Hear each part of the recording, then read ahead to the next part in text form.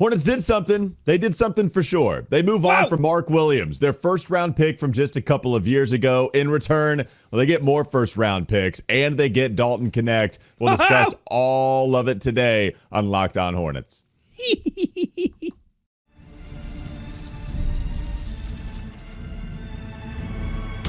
You are Locked On Hornets, your daily Charlotte Hornets podcast.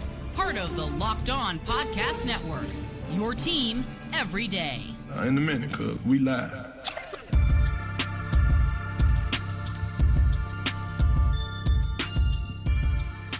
It's Locked On Hornets, part of the Locked On Podcast Network. It's your team every day. Thanks for making us your first listen. We're free and available anywhere you get your podcast. That includes YouTube. That's a happy Doug Branson, but I expected no less. You can find him on his Substack, everyhornetsboxscore.com. You can also listen to him and his national NBA takes on Locked On NBA with Matt Moore and Hayes. I'm Walker Mail. Listen to me, WFNZ, every weekday from 12 to 3 p.m. This episode is brought to you by FanDuel. Super Bowl 59 is here. There's no better way to make every play more exciting than with FanDuel Sportsbook. New customers can bet just $5, and if you win, you'll score $200 in bonus bets. Download the app or head to FanDuel.com to get started. Let's move on. Let's get to the trade. There was a big one last night in the 12 o'clock hour, right after the Hornets lose to the Bucks, 112 to 102. Around 12:30 or so, Shams Charania. Right after I go to bed. I mean, I missed this thing by like 20 minutes. I stayed up way later than I was supposed to.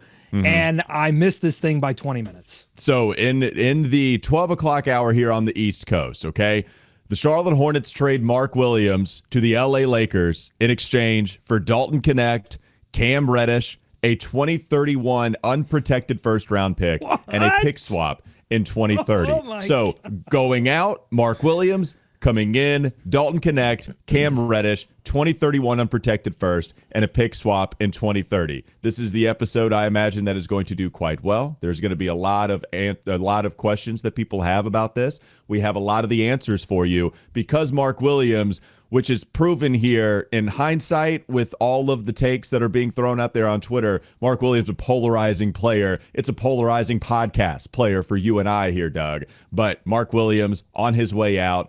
What are your initial thoughts as soon as you wake up and you see the trade that Mark Williams is no longer a Hornet? Well, my initial thought was, man, I really feel for Walker Mail because he had so much hope for a Mark Williams turnaround, and now it's Schrodinger's cat stays in the box. We're just never going to know what that reality is going to look like. And I really want to do a job here of staying respectful to your feelings because you represent people that are on the Sicko Brigade, that are on subs text with me, that are sad today that Mark Williams is not a Charlotte Hornet anymore. I want to be respectful to that. But at the same time, holy bleep, I think the Hornets did an amazing job of getting a return on a player that was clearly struggling as a Charlotte Hornet. And you get a 2031 unprotected pick. First-round pick, you get a pick swap in 2030, and you really get 2 first-round picks because Dalton Knecht was the first-round pick for the Los Angeles Lakers in 2024 and a player that we knew that the Hornets, this was reported that the Hornets were looking at Knecht in that draft. He falls all the way to the Lakers, but the Hornets acquire him there, add some shooting to the roster. I don't know really what to do with the Cam Reddish thing yet, but I think the big story here is the Hornets continue to acquire draft picks to do something in the coming off seasons, and they're not afraid to move on from first round picks that they've invested a lot in. They're not afraid to make those moves, particularly when the timing is perfect. And the timing was perfect on this trade because the Lakers trade for Luka, and that sent them into, okay, we got to do something about this center position because we traded away Anthony Davis, and he didn't even want to play center. Now we really don't have a center. We got to go find one. Oh, Portland won't trade us Time Lord for some reason. Portland's being weird about that. Well, we got to go to somebody. Hey, here's the Charlotte Hornets. And the Charlotte Hornets said, great, we're open for business. Oh, especially with Dalton Knecht, because that probably greased the wheels on this move because they had that interest in Dalton Knecht. So look, thank you for being respectful to my feelings. I appreciate that. I will tell you that I feel very similar coming in to this trade. just like I did with the PJ Washington trade, because I was also the leader of the PJ Washington brigade here in Charlotte, and yet I understood that you got to make that trade. I understood at the time this is, in a vacuum, good business for the Hornets. So you get a top 2 protected first from Dallas, and then here you're probably getting somewhere from 115 to 120 cents on the dollar. When we had our conversations about whether it was smart to move on from Mark Williams, you always operate with 100%, 100 cents on the dollar return, because it just saves you from all this mind-numbing, painstaking conversation with all the caveats.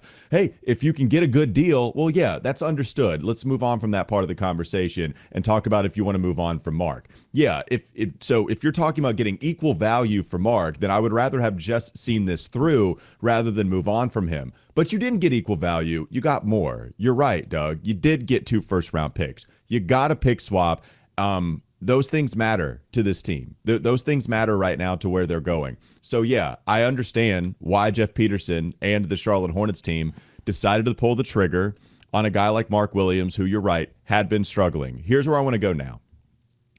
Why did this happen? This happened because Mark Williams had been struggling so badly defensively, really in the turn of the year. When you start to get to, I think the Cleveland game, Doug, is when things started to get a little wonky and things started more so declining, where we had the roller coaster, I think, starting early on in the month with that Cleveland game. And now recently, you're talking about the Nuggets contest being the best game that you can point to and say, okay, there is something here. But you go to Cleveland January 5th, that's where he struggled with a couple of the bigs like Evan Mobley and Jared Allen. So then you have your 2 Phoenix games where you get different halves from Mark Williams against Phoenix. He goes 9 of 12 in one of those games and scores 24 points, grabs 16 rebounds. There was a lot to like in that Phoenix game, but there was also some stuff that you didn't like. Utah, 12 of 14. Oh my God, 31 points. Hell yeah, I'll take that. Except it was all in the first half of that game. In the second half, it's not like he finished all that strong. I believe that's the case. Maybe it was Phoenix, but one of those 2 games that was true. Then Vucevic happens. Then Daniel Gafford happens. Then the Memphis game. Then Anthony Davis bounces back against Jokic. But as we pointed out, why did he play so much better against Denver? Well, it was because he got some rest, right? Got like 4 days off. And then against Milwaukee, Milwaukee just a non-factor. Like, they spread everybody out. Mark just, it looked, the effort didn't look there either. Like, you know, he's struggling, man. We talked about it. He looks like a different player. A real question for me is, do the Hornets make this deal if he looks like he did pre-injury? Because at that point, you don't make that deal. But that's not the case. Mark Williams looks slow. He looks like he's laboring. He is a lob threat only in the sense of good ball handlers and passers drawing the defense in and then throwing it up at the rim for him to go get it, which matters, which is going to help the Lakers. But which he'll have in Los Angeles. He'll have multiple. Where here, if LaMelo was gone, I mean, they were running miles at the point last night because they don't have good passers. So it's not a good environment for Mark, right? Like, that's just not how it is right now, right here. And that's how they'll justify it. That when podcasters for LA are going to look at this, they're going to justify this by saying, well, LA was good on the medicals. He's past the foot injury. He's past the back injury. I think you and I agree that those are having lingering effects on him that might not show up in medicals, but have shown up in the way he's played versus the way he started to play his career here in Charlotte. But they'll justify it by saying, look, offensively, he's going to be great, and defensively, he can get better. And I just have serious question marks about the latter half. I think, look, he's going to be on national TV a lot, and he's going to be playing with Luka Doncic and LeBron James. He's going to be wide open for so many more dunks than he was with Charlotte. But he's not going to be able to pull the defense out at all. He's not going to be able to stretch the floor. And then defensively, I don't think he's going to help the Lakers, particularly in the short term, and that's going to get exposed very quickly on a Lakers team that doesn't have a lot of defense to begin with. I just don't know. I think this only proves to me one thing and one thing only, that nobody watches Hornets games.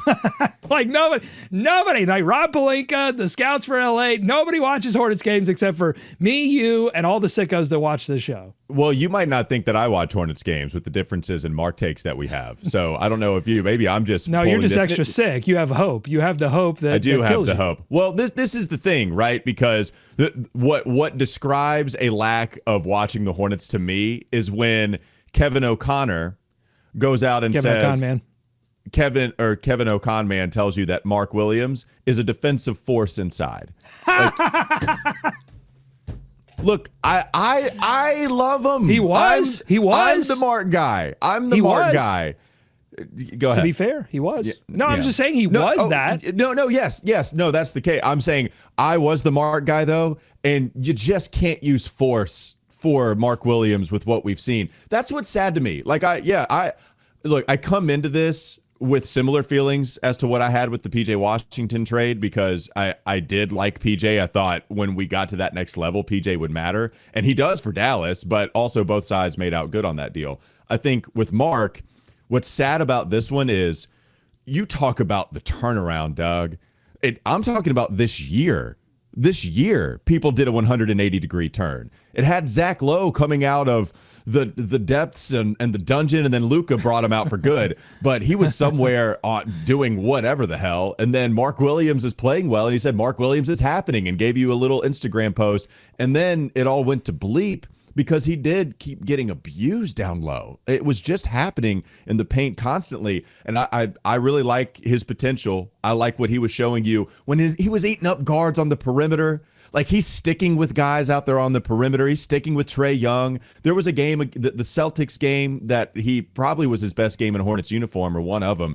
Man, he's sticking with Tatum out there, and then he's blocking shots by reacting so quickly. There was nothing quick about what Mark was doing anymore, and it's sad to me. I hate to see that version of Mark go, but we haven't seen that version of Mark in quite a while. So I think we need to talk about what the Hornets do next, because there are a lot of people looking at this and going, wait a minute, the Hornets traded Nick Richards to Phoenix. Now they trade Mark Williams. That's your starting center. That's your backup center. Like, I know Moose has been playing well, but like, what's next for the Charlotte Hornets? I think we should talk about that. And I have a few more thoughts on how remarkable this move is, particularly when you consider who they brought in as head coach. So let's talk about that on the other side. We were only slightly serious about letting the Moose loose. Not this loose. Not this loose. Jeff, coming up next on the Locked On Hornets podcast. Bees everywhere! More Mark Williams breakdown coming up here on LOH.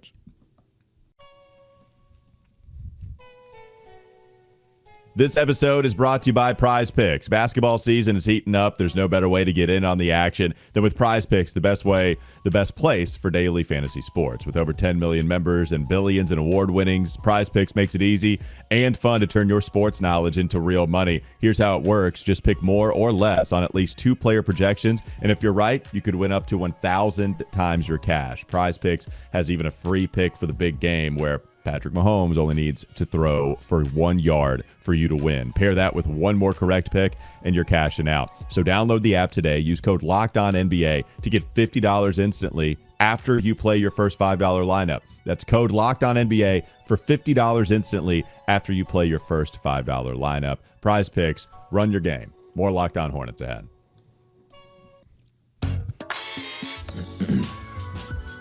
The really good news for the Hornets is that it's not like they've given up on a first-round pick where he goes to the Lakers to play with LeBron, immediately plays better, and then resurrects his career into earning $20 million a year. The good news is that's never happened, so there's no way that it could happen this time. With a player that you loved and I didn't like, right? That's right. Never happened? It's never happened. Well, I can't wait. I can't wait until Mark dominates for the Sacramento Kings. That's all I'll say. He's gonna eat. He's gonna eat.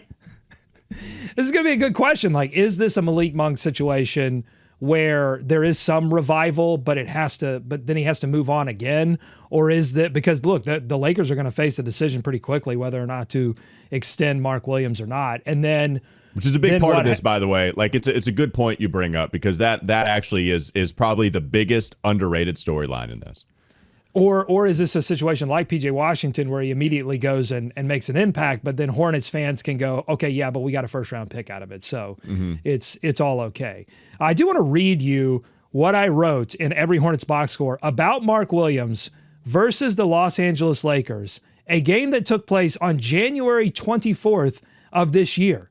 That Rob Pelinka, the whole crew, got a close look. I don't even know if they were watching this game, Walker, because this is what I wrote.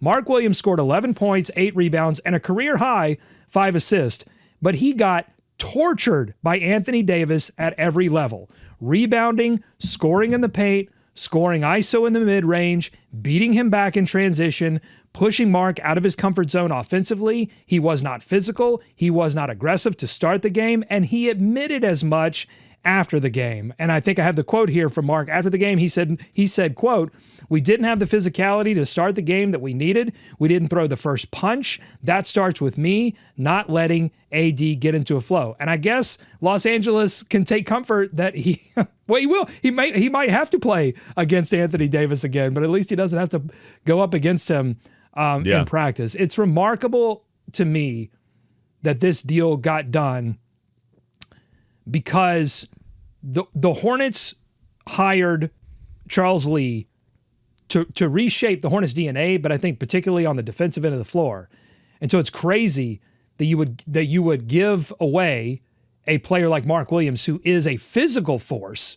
He is a big human being that you would think you would want down low to play better defensively. But that speaks to everything that we saw up close from Mark Williams over the past couple of weeks, that he was just a completely different player. Yeah, he was, and man. not one that was helping you defensively. I saw Kevin Pelton in his breakdown of this trade said like his second spectrum stats on how much he gives up at the rim are awful. I think it's like near 65 or 68% at the rim, which for like a center is horrible. Which, again, I'm going through internet connection issues at the exact Dalton right time connection issues? around the deadline. Yeah, that's correct. I'm going for Dalton connection issues. I do, with Mark having to be the price to pay for Dalton Connect. But those weren't numbers that we saw from him previously, right? Like, we're not talking about Mark being such a liability defensively. It was always true that he wasn't a physical player, right? You always had problems with him giving up some buckets to the more physical, bigger centers, but it never got this bad. This is atrocious. I'm with you. Like, I'm watching it as well. I am watching the Hornets games, despite my belief in wanting to see this through with Mark. I was watching him be a hole in the paint. It was happening. That was not happening previously. And Doug, like, the perimeter defense was, to me, a strength for his size before. It was a complete zero afterwards. Like, it wasn't happening. There's no eating up guards. There's no hedging. There's no, hey, we're in a pinch, Mark, I need you to take care of Trey just for a little bit. Can you do that? Yeah, I got you. Can you take care of Jason Tatum just on these handful of possessions where our forward, our guard can't get over in time because the spacing is just too fast, too quick? Mark, I need you. You got it? Cool. I got you. Man, that was not happening at all. Like, the hustle wasn't there anymore. Nope. Last night, any time that you could remotely take a break, he took a break. Any time where, okay, that is probably going to end up in a transition bucket for us or them, I'm going to chill. Oh, you missed a shot? All right, I'll get back. He's not right. He's not right. I stand. It's not from any insider knowledge, not from any reporting. It's from watching the team, unlike other people that you mentioned. He's not right, and it makes me sad, but it's the move that I think Jeff Peterson understandably makes when you get 120 cents on the dollar. All right, last thing, because Mark is gone, and we should talk about what the Hornets have now in Dalton Knecht. We got an episode. We can talk Mark. We got plenty of episodes. We can talk Mark. We can. Okay. It's okay. I hear you, though. Okay, thank you.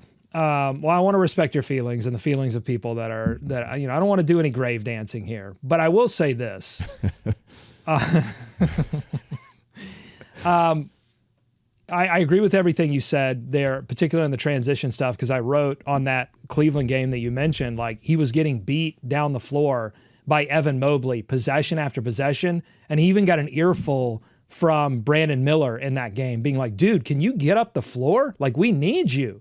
And we've seen Miles Bridges do the same thing, like get into Mark's ear and say, hey, man, we need you to step up. Obviously, we heard the unthinkable happen, which is that the Hornets halftime show, which is basically like state television, right? I mean, it's like promoting the team. You had Terrence Oglesby just rip into Mark's effort 2 games ago. And then in this follow-up game, against Milwaukee last night, if you were hoping for a rebound game, it didn't happen. Brook Lopez, his assignment for that game, had 4 3-pointers made before half of the first quarter was over. And then he got beasted by Bobby Portis a couple times in the paint and then let Bobby Portis get a couple of threes.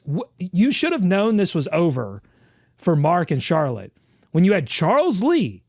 Again, all we know about Charles Lee and what he wants to do defensively was swapping Miles Bridges onto Jonas Valanciunas. And I know you and I disagree on that about what the strategy was. Because Charles does there. this though. He did this in Boston. I hear you though. You can't be a 7-footer and then just allow Jonas to destroy you. That part still is true no matter what. He did it in Boston because he could do it. He wasn't doing it because he just had the luxury of making a strategy play that was going to win them the game. Mark talked about being more of a roamer though. That was always true at the beginning of the season. I'm sorry. You can't square those two things. That he was getting dominated by Jonas Valanciunas and other centers like that, and he put him on. He didn't put him on Jonas because there was some grander strategy about how they wanted to use Mark. Put him on a more shooter. No. I hear you though. You can't. Regardless though, that's fine. You can't play the way you did because even as a roamer, he wasn't good. So I get it. I'm probably worried about the wrong bleep, to be honest with you, because what it is even as that roamer that he talked about being more right from the jump with Charles Lee, he wasn't even good at it because the injuries. Yeah, he didn't look like the same player. So honestly, the spirit of your comment, it's true, regardless of if I agree with the strategy or not. Yeah, a couple plays in the fourth quarter where. I think he was a minus 23 for the game. He was a minus 11 in the fourth quarter, and he. The first Bobby Portis 3 in the fourth quarter was him chasing a ball handler and then the defense not really rotating around to Bobby Portis. That wasn't his fault. But then immediately next possession for Bobby Portis, he's just sagging way too far off because we talked about this in a previous episode.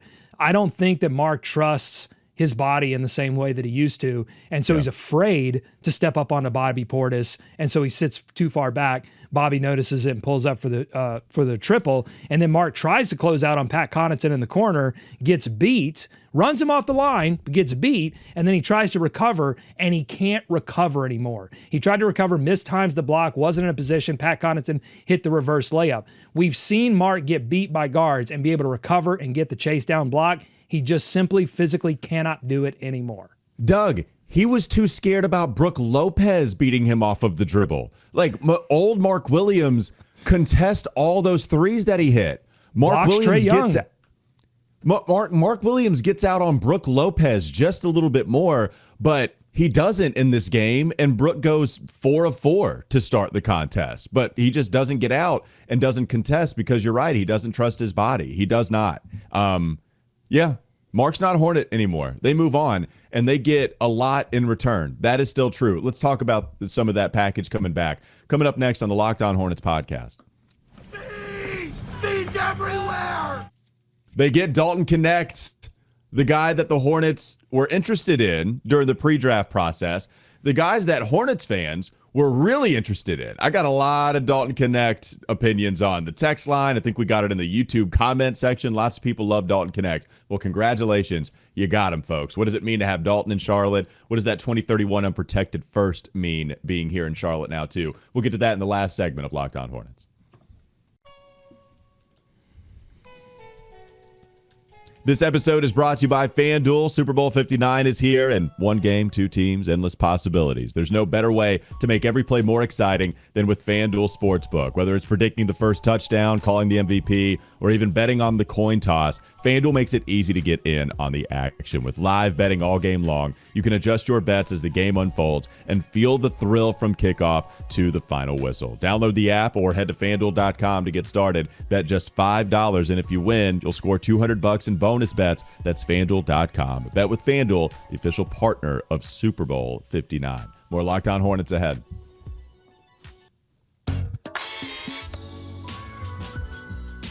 All right, Doug. Dalton Knecht. Go Vols. Shout out to producer Katie, who's happy to see Dalton Knecht come to the Queen City. What you thinking about Dalton Knecht, the 2031 unprotected first, the 2030 pick swap, and if you got some time, Cam Reddish coming over? Yeah, look, so Dalton Knecht, we'll start there. He was falling out of the Lakers rotation. The Lakers were short on wing defense, and they were able to generate enough offense between LeBron James and Anthony Davis, and particularly Rui Hachimura. Like those three, that was sort of the triangle of their offense. And so Dalton Knecht got off to a hot start early for the Lakers and then was starting to tail off and was in between kind of 20 minutes if there was garbage time or 10 minutes if the game was close. I've talked to a few people that podcast on the Lakers, and they weren't confident that he was going to make whatever the playoff rotation was going to be. Dalton Knecht might have been on the outside looking in. So this in terms of a player-for-player swap, this makes sense for the Lakers as well. But for the Hornets, they need shooting. I was looking at his points per shot attempt, not big usage numbers. He's only averaging 9 points a game. I think he's around 36% from three. But his points per shot attempt, Walker, is 121.7 according to Cleaning the Glass. You know where that would rank him currently for the Charlotte Hornets? Oh, yeah. Just in raw points per shot attempt. Okay. Is it, I'm going to guess 2. Is it second? Close. It's third behind only Mark Williams at 127 and Nick Richards at 122. I thought it would be the centers. I honestly thought it might be first. I thought you were going to tell me it would be the leader in the clubhouse, but he would makes be sense the leader among non-centers. I mean, Seth Curry is at 121.4, and then Grant Williams at 118, Musa at 117, Josh Okogie at 114, Josh Green at 114, LaMelo Ball at 110. So gives you some shooting, gives you some offense, gives you a little bit of ball handling. He's not a terrible ball handler. So, some things that I think the Hornets need right now and will need in the future. This is not a bad player pickup at all. Yeah, a couple things for me. Does Dalton Knecht embody the Hornets' DNA that they've wanted? I think this is the first time I've questioned just a little bit that. But not, really? Well, just defensively. If Charles Lee really cares and he's falling out of the rotation. I saw with Sam Vecini, who talked about Mark's struggles defensively, and he likes this trade overall for Charlotte, making this bet. And again, it makes sense, right? I think you're getting more value than what you're giving up. Potentially, that could change, but right now you're giving up less value than what you're getting in return. My thing is, he also thought it was nice on the Lakers, a nice move for them to give up on an older player than Mark Williams, despite this being a rookie season for him, and somebody Veteran that's falling savvy. out of the 100%. And falling out of the rotation of a contending team because defensively he's not been good. And that tracks with what we saw. So as he gets older, is that something that's going to get better out on the perimeter? Because Mark, you can see how that gets better defensively. Dalton, it's all going to have to be about smarts and positioning, because it's not like I'm asking for Dalton to go get more athleticism like I am for Mark. So that would be the only question. I'm not questioning his doggedness. So perhaps that's fair for you to question that. Just defensively, that part of the DNA is what I question. Well, okay, so that's where I was going to ask you to clarify or ask you if that's what you meant, because I agree, he just doesn't have the physical tools to be an above average defender out on the wing. But if just watching him play defense, he wants it. I think he has whatever that thing is, that sort of ephemeral Hornets DNA. I really want it. I'm going to go after it. I'm going to play hard every possession. I think he has that in droves.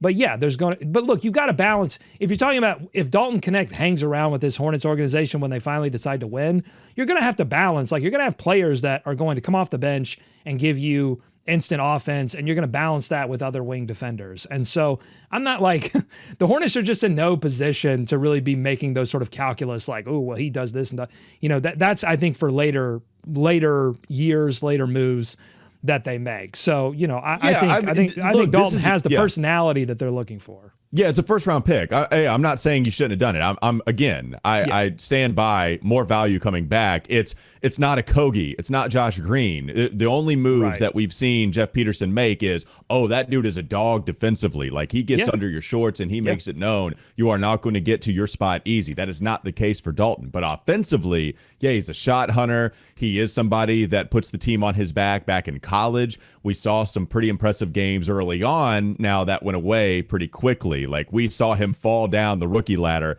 after LeBron was telling you all these other teams are stupid for passing on him. That wasn't necessarily the case as the season went on, and he's an older rookie. All that to say, yeah, give me Dalton Knecht. If I'm getting rid of Mark Williams, give me your first round pick that I was interested in from this past year that can shoot, and maybe he becomes an awesome offensive player and it outweighs the defense entirely. Like I think that's very much so on the table. The 2031 unprotected first. Okay.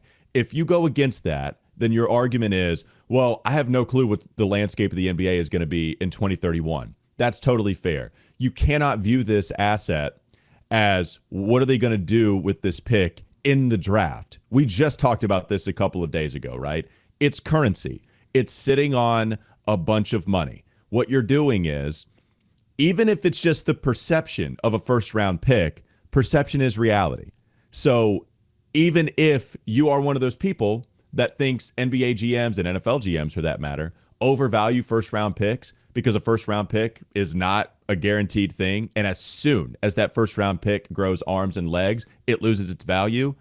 You're right. Like sometimes those guys just don't hit, but people love the hope and dreams that come with it. Like everybody has a sickness when it comes to first round picks. And so you can take advantage of that. So it doesn't matter that it's all that far out. I get it. I don't know who is going to be in the 2031 draft. They're playing peewee ball right now, but it's the perception of that draft pick, and you're sitting on more currency and an impressive asset. And look, I mean, by that time, Doncic is going to be closing 31. in on 30. He's already dealt with a lot of injuries so far in his career. Obviously, Dallas questioned the fitness enough to move on. It thought that maybe there was I've heard whispers that there's a little bit of like, how long is Luka going to play? He's not going to be a LeBron playing into his 40s. So you just don't know. That 2031 pick it's unprotected. It could possibly be a top 5 pick by the time you get there. But you're so right that it's more valuable now than it will probably be in 2031 because you can sell another team. You can sell another team on the same thing that you're hoping that it turns into. And so look, here's the breakdown. The Hornets own their first round picks over the next 7 years. They have a top 14 protected first from Miami. They have a top 2 protected first from Dallas. They've got the rights to swap the first picks with LA in 2030, and then they've got the unprotected first from LA in 2031. That is a lot of assets to go, and they've got a bundle of second-round picks as well that they can go and use if it's this offseason, if it's the next trade deadline, to go and make a move and put this team in a position to win. So, I'm super happy about this move. And I think, again, it makes you think, Walker, it makes me think, like, why did this take so long, right? Like, why did we spend so many years out in the desert not acquiring assets? You're watching so many teams shift into this mode where it's like, you got to get the first round picks. And now with the CBA and it being so difficult to move, like, we're not seeing the 4 or 5 pick acquisitions anymore. It's actually taking less assets. The Hornets are getting more assets in a time in which it takes less assets to go out there and get big player acquisitions, particularly if you can hoodwink Nico Harrison. Like, I mean, this is just, it's so, in fact, I'm going to show you something. I don't know. I'm going to go to my full shot here.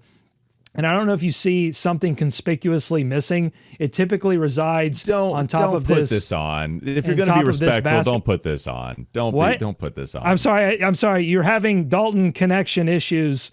I can't hear you. So I'm just going to go ahead. Yeah. Big dub. This move embodies the biggest of dubs for a franchise that has been for so long filling its roster with mediocre talent that it then extends, that it then can't get rid of because nobody wants it. Instead, this so many of these moves, Walker, as I've been continuing to study the NBA to try to catch up so that I can host Locked On NBA intelligently, many of these moves are about timing. Look at Chicago. Chicago drugged their feet, thought they were going to contend, and waited until they could barely get anything for Zach LaVine. They're trying desperately to get rid of Vucevic. And in fact, they pulled the trigger too early on LaVine because the Warriors could have been interested. Several teams could have been interested. Instead, they move him in that sack deal that moves Fox to San Antonio. It was too early. So many of these things are about timing. You take advantage of a desperate Los Angeles team that was ready to win now, and they were going to make any compromises necessary to do that. And you move on from Mark Williams and you get a first-round pick. Amazing. Hugest dub. Yeah, I do appreciate you giving an ode to Mark Williams with the W on your hat. So I do appreciate that with the respect to Mark Williams in the B. So thank you for that. I do appreciate you being respectful. What I'll say is you went through a lot there. One of the questions you had was, why did it take him this long? I'm going to throw some cold water on this, and I apologize for that. I don't want to, but the cold water on this is okay. The reason it took him so long is because they haven't given up any of their players that they drafted. This isn't their team. They're making their team. So what took them so long? We'll see about Tijon. We'll see about some of these guys that they add. And if they hold on to some of these guys a little too long and avoid the problems that you say have persisted this organization for quite some time. The reason that it's easier to give up on a Mark Williams because this organization didn't draft him. They traded Terry Rozier because this organization didn't sign him. They traded P.J. Washington because this organization didn't draft him. What happens now when you are the person that invested all of your capital and time and money and all this stuff into the players that you're now starting to build this squad for? Then we'll see.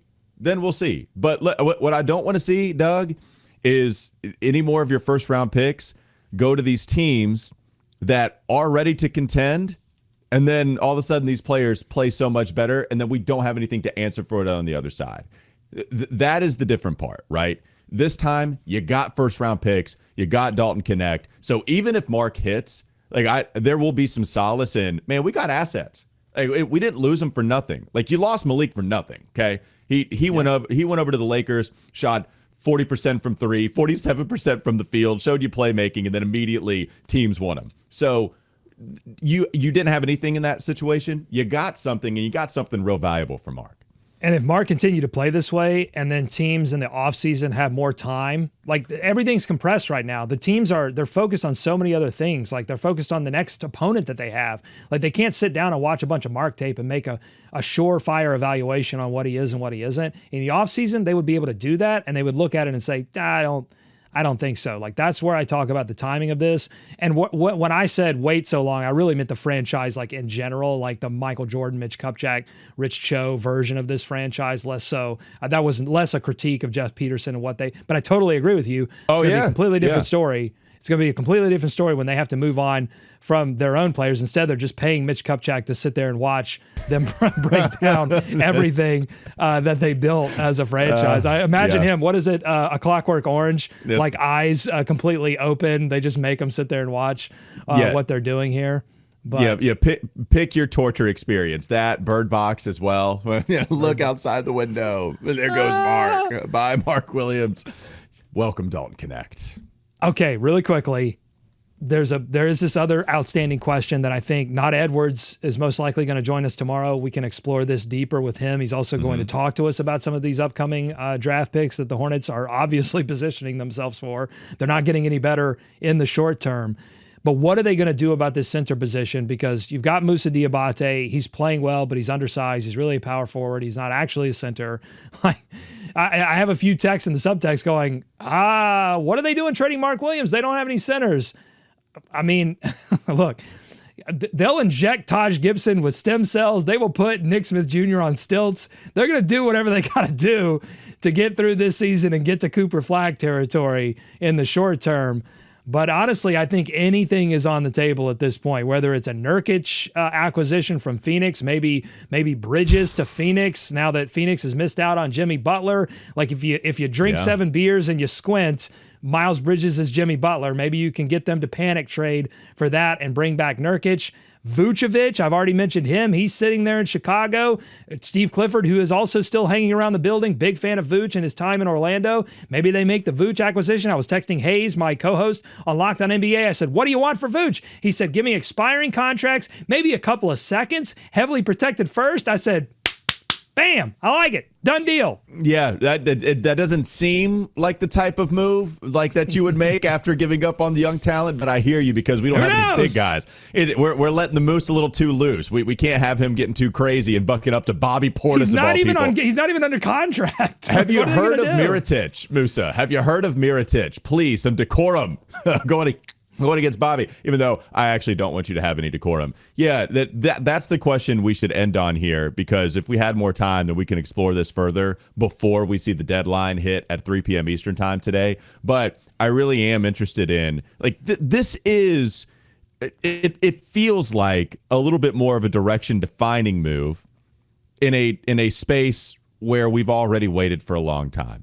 Do you feel that, Doug? It's the familiar space of needing a center again. Yeah, we're here. It's all too familiar.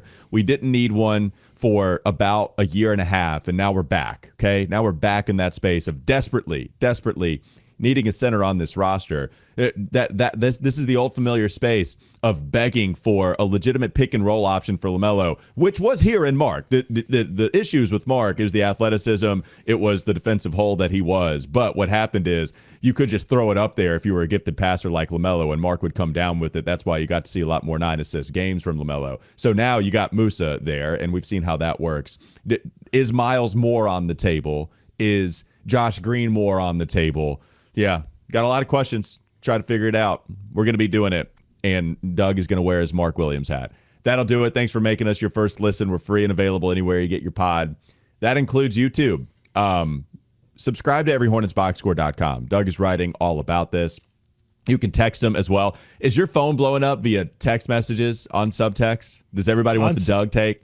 Oh man, I had double-digit text messages this morning. Join subtext.com/Locked On Hornets. Give me all your thoughts. 14-day free trial. I'm going to open up the Sicko Satchel today officially to get questions on this. We're going to be talking about this tomorrow with Nada Edwards. I want to talk about Cooper Flagg because you're right. This is a pivot. This is a full pivot. And I don't even think we're done. This can't be it. There's got to be more. We've got some time for JP to pull some more deals out of the hat. I'm telling you, look at Phoenix right now. First, they took a first. Here's what Phoenix did. This is great. We're going to talk about this on Locked On NBA. This is what Phoenix did. They took a first round pick that they had, the only first round pick they had left, and they split it into a couple of first round pick swaps in a trade, and everyone went, oh. They obviously needed multiple assets to go and make a Jimmy Butler deal. Here it comes. And then it never came because Bradley Beal would not get off of his no-trade clause. And now they are stuck with worse first-round assets than they started with, and they don't have Jimmy Butler. And Matt Ishbia, the owner of the Phoenix Suns, is now on the hook. I'm not even kidding. This is not a joke. Not a joke, folks.